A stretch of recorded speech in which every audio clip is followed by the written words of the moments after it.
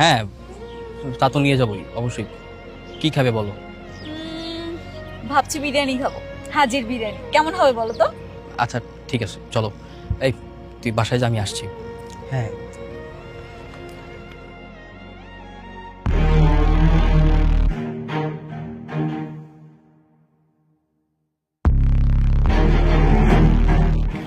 তোমাকে একটা কথা বলি। কি কথা?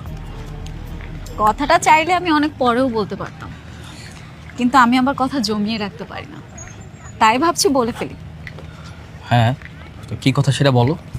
আমি তোমাকে ভালোবাসি।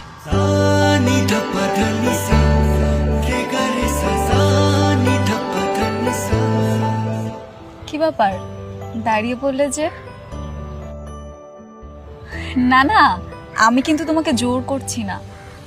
ভালোবাসা যে সব সময় দুই দিক থেকেই হতে হয়